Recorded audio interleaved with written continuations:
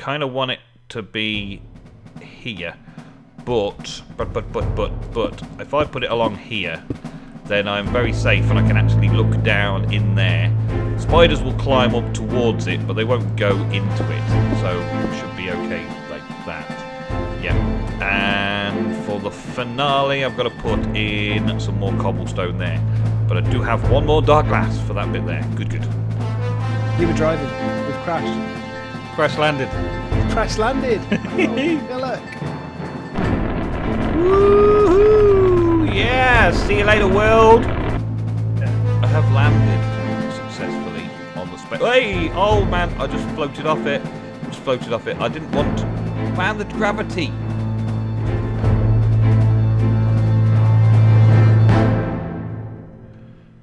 Now then, welcome back to another episode of The Revenge of the CTeam.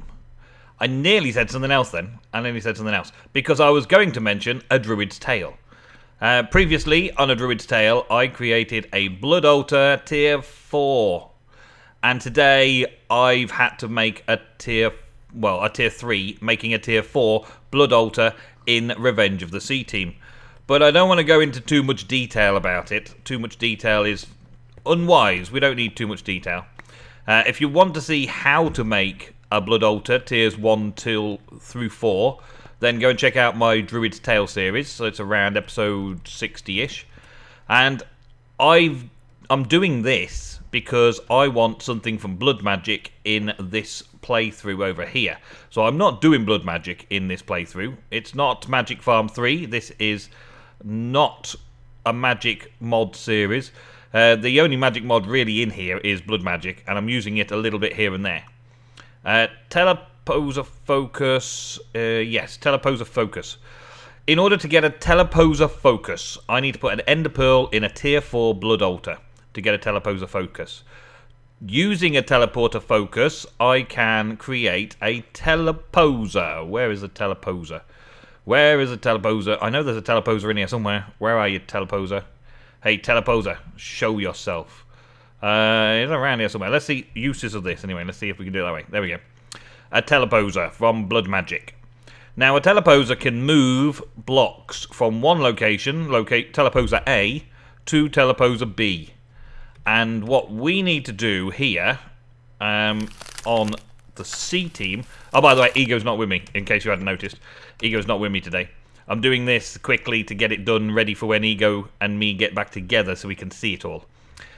This is mob spawners from a battle tower. And I want to be able to move the mob spawners to where we want to use them and utilize them to make a mob farm for all of the goodies that we want for a mob farm, right? And we can't use a diamond dolly. A diamond dolly is disabled in this pack. It seems that way. Anyway, there has been an update. So actually, let's just double check before I didn't think to not double check. I didn't think it would work. Dolly. There we go.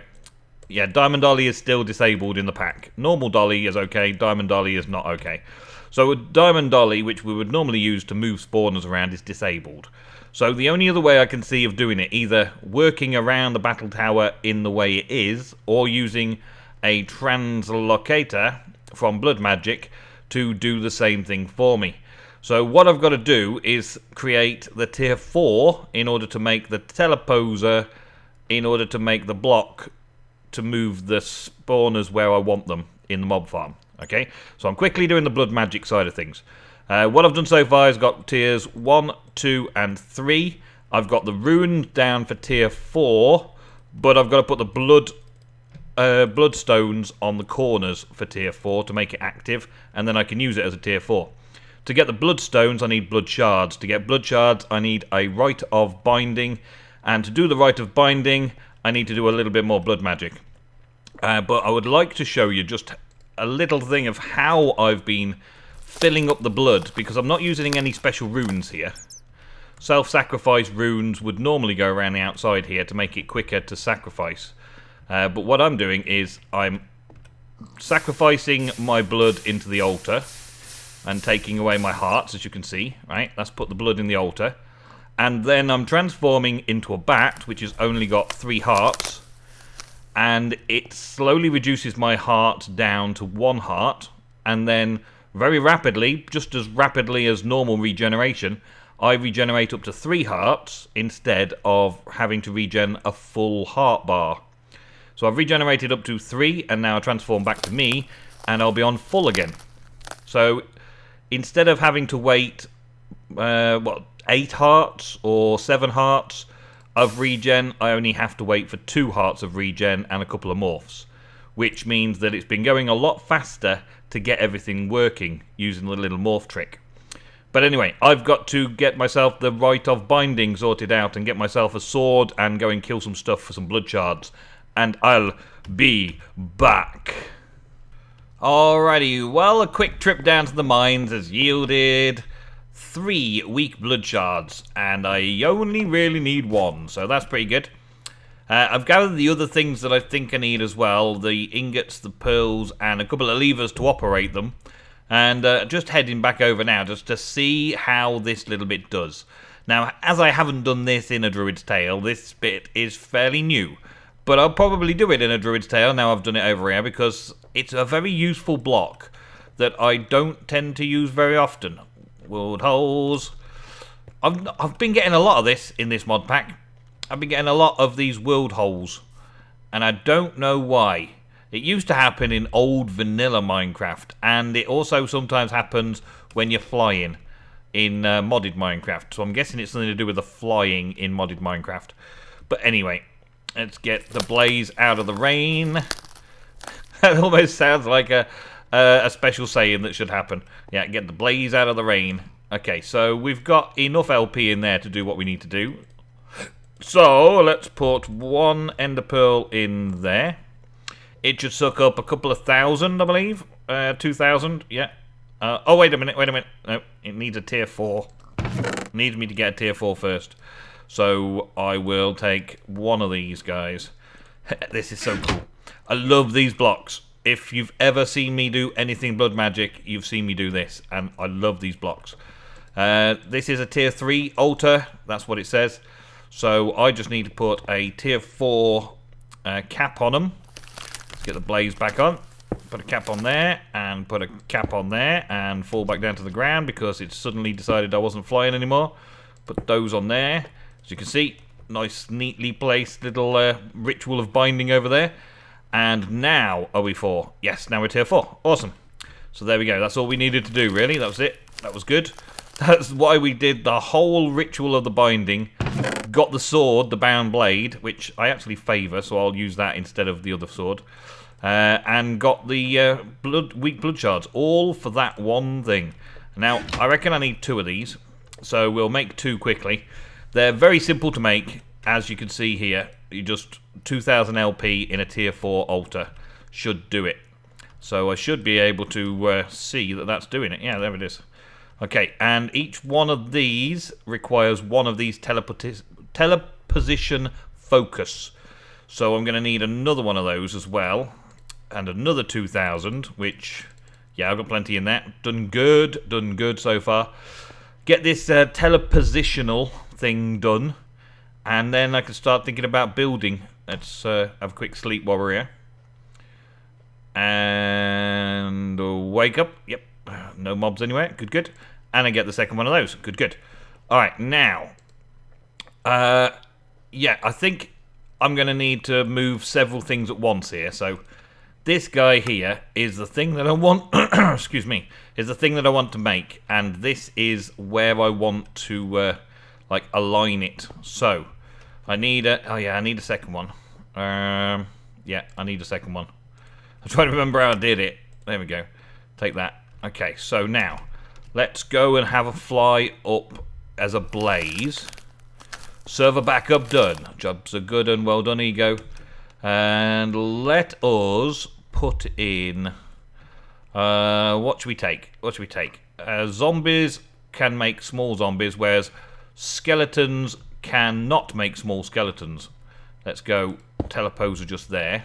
Okay.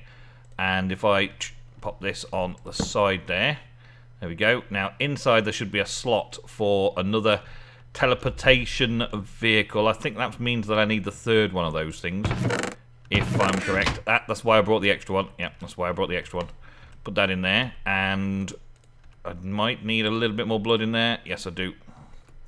Let's kill myself a little, and put myself back to bat, and do this whole regeneration simple trick once again.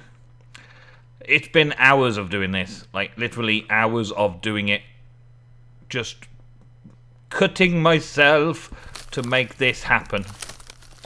And then once we're in it, let's see, have we got enough in there now? Actually, before I do that, let's just make sure I've got 2,000 in there. So I'll just quickly fill this up and then I'll be back. Oh, it's only going to take another one or two. It's only going to take another couple. So let's just do that then. Let's just do it really quick.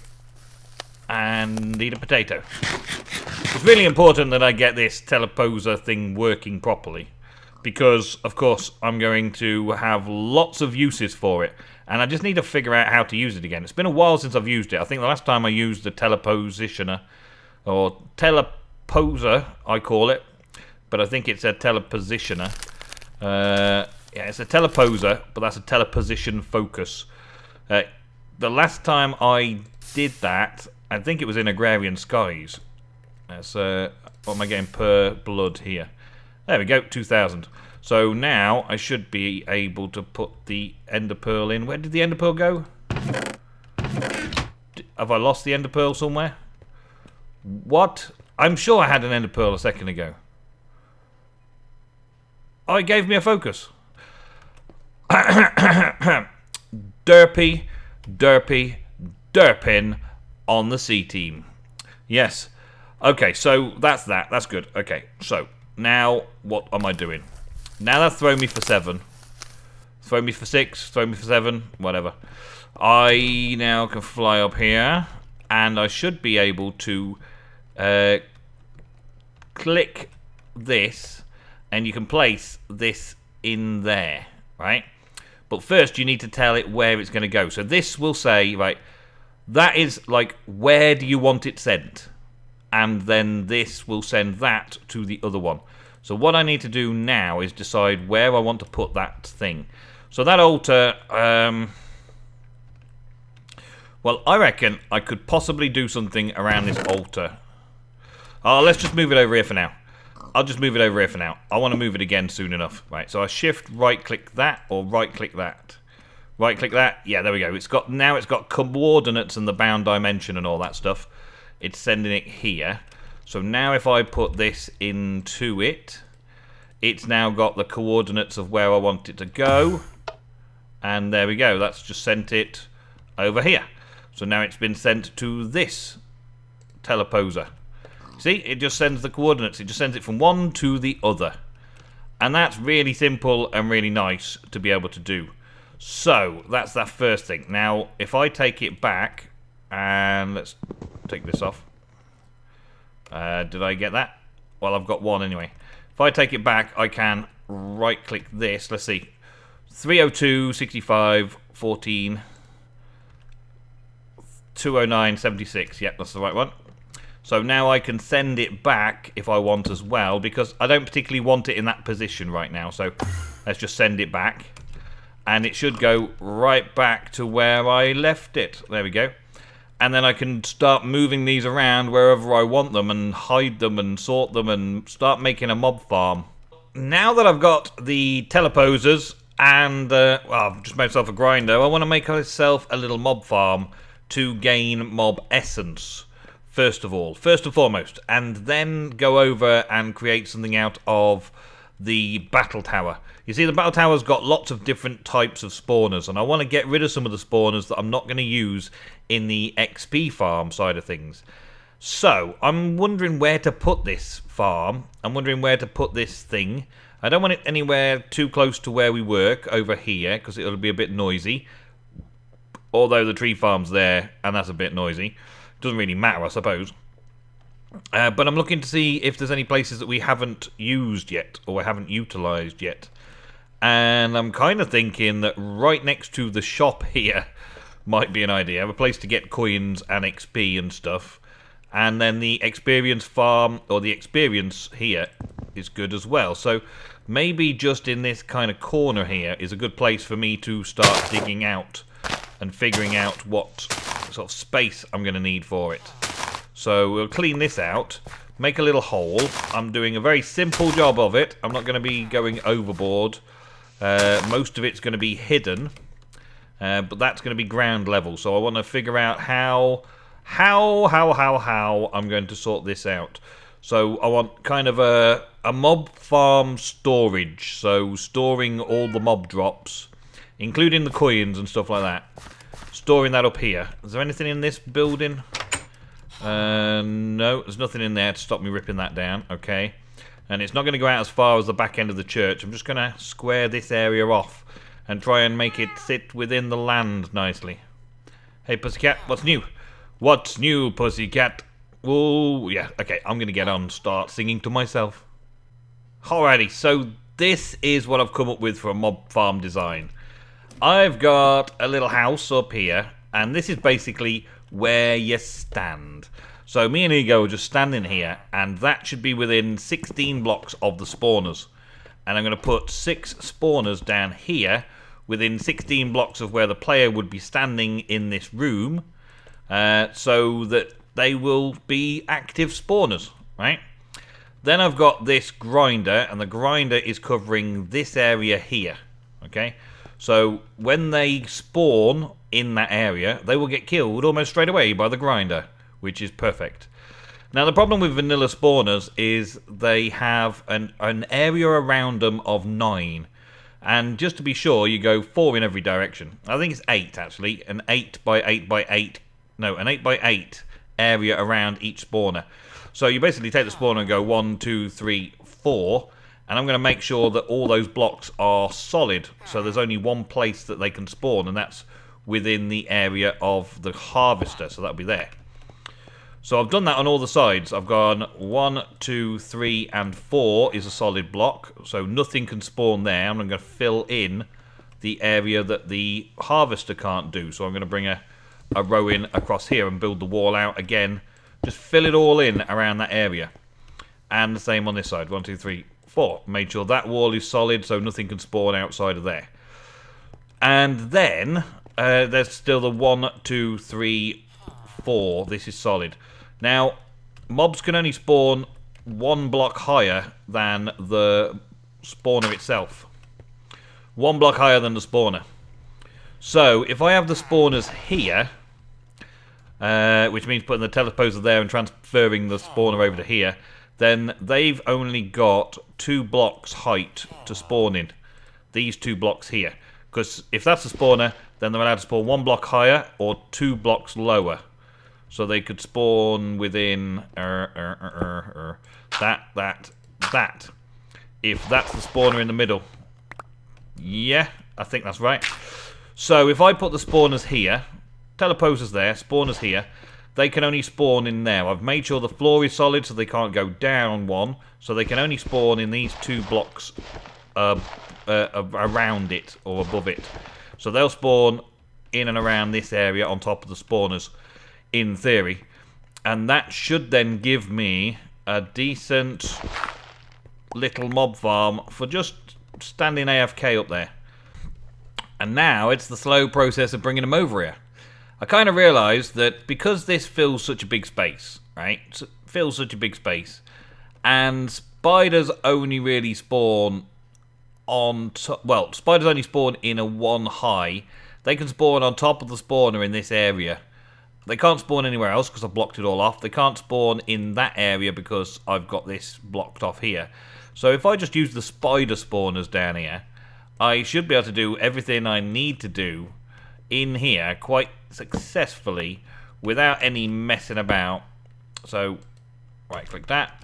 So I'm just bringing all of the spider spawners over at the minute, just doing what we did earlier, just transposing them from one location to the next. Very, very simple, but it's back and forth work. It's racing backwards and forwards and sleeping between the night times as well, because, well, I don't want to be going down here in the night time.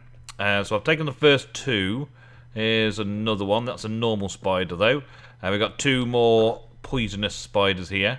I'm doing the poisonous spiders because they've got the slight advantage that they do one other thing.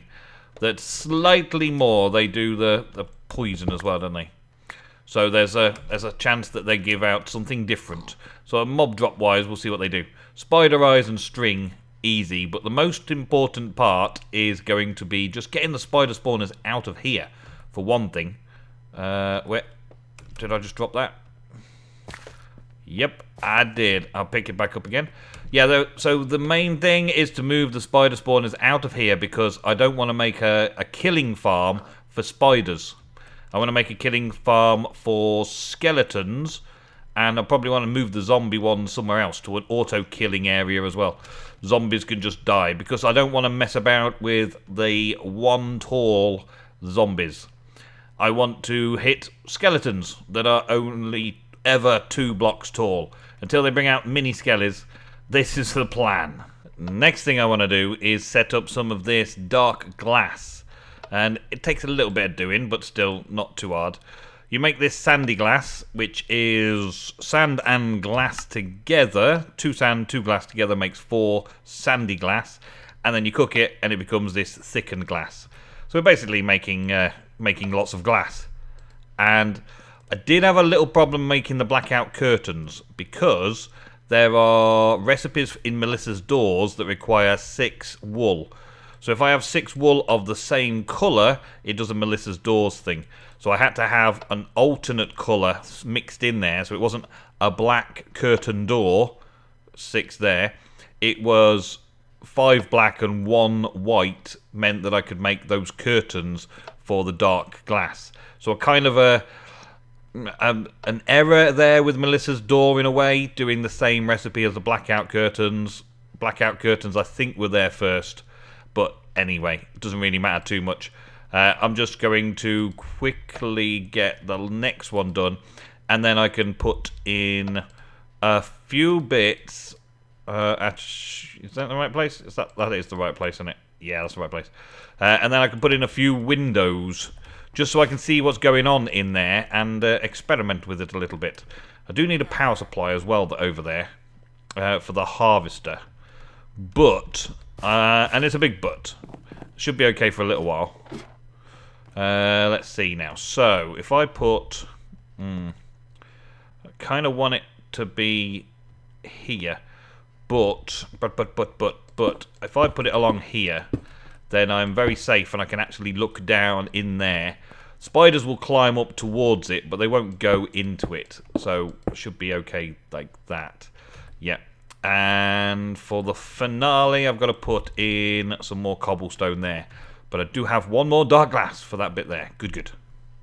It is a jungle wood roof. I didn't change the entire village. I had mixed responses in the episode in the comment section of the episode for changing all the roofs, but I think a few jungle wood roofs and a few oak wood roofs mixed up, maybe even a couple of cobblestone roofs because we've got 3 cobblestone churches in here, and the blacksmiths. Just a little, mix it up a little bit, and then some of these fence roofs as well, maybe, just so that it's mix and match. But I want to try and keep it in the jungle theme if possible. So another thing I did was setting this up with a jungle theme storage system. So this particular house is all about holding on to hostile mob drops. So hostile mob drops, I haven't categorized and filed away this side yet. And at the minute, we've only got a spider farm. So we're only technically getting the string. I like flying, but it's not big enough, I'm afraid. I'm just not big enough. I want to be normal size again, thank you. We're just getting lots of string, spider eyes. We're occasionally getting this spider fang from Brewcraft. And that's about it. Every now and again, because it's dark down there, we get one of the other mobs spawn. But I wanted to keep all hostile mob drops in this particular system. So I've got to fill these with other mob drops. And the way I'm sending things over here, I'll just come down the back here, Everything is actually organised through an ender chest, because we've been to the nether now. I've got an ender chest set up, so all mob drops are being sent to the ender chest. What have I done there? That should actually have a block there. Like so. I think I moved the window later. Yeah, and then I didn't put the block there. That's it. So this is a mob drops chest. So all mob drops go to black, black, black, and will end up being put into the system. So that's coming from the mob farm at the minute. Every mob farm I make, everything like that, I'm just going to dump all the mob drops into there. And then it comes to this place here. And there's a piping system behind. You can see that there's the outer wall, a space for the wires, and then this actual storage solution. And that comes in from behind there. Goes through all of these, and then there's the cable there. I just left it open. I'm going to roof it off, but left it open so you can see the cable just goes over there and back down into this side, and does the same on this side. So that's that bit. And down here in the spider farm itself, looking very dark and gloomy down there. I've had no problems with this whatsoever at the minute. Spiders spawn in, give me plenty of juice, and I've got an ender tank collecting all the juice, so I can send the ender tank. I've got an ender tank here, look. I can send the mob essence to anywhere I need to go through the ender tanks rather than through tesseracts, which, well, this makes it a lot cheaper. Tesseracts are pretty useful, but the tesseracts are very expensive in comparison, and this will work perfectly because it can feed mob spawners and all that kind of stuff. And of course, then I've just got the black, black, black ender chest to grab the loot out the back. Down underneath, I do have a power supply. I think I can show you from here, yeah. I've got a power supply here, which is Innovation Dynamo into a leadstone energy cell. Now this is where we may change it up a bit later on. But for right now, I'm just leaving it like that. I cannot access it. I think I've got to access it from down here like this. Got to access it like this to put some more in it to give power to it. And this is good to go anyway. So it's all working at the minute, but the power supply will need to change a bit later on. And that may be where the Tesseract comes in better, because a Tesseract can do the job of providing power, taking items, and taking essence. So we like Tesseract, we like Tesseracts. It's just getting to the stage where I'm making them. And that is not my stage right now, so I've just got a temporary solution down there. But that is all we got time for this episode, folks. Thank you very, very much for watching another episode of Revenge of the CTeam. Really soon, Ego will be with me once again, but next episode, I'm going to be solo again, doing some crazy fast XP farm using those skeleton spawners over there. So tune in next time. I'll be here, you'll be here, and we'll have some fun. Till next time, goodbye.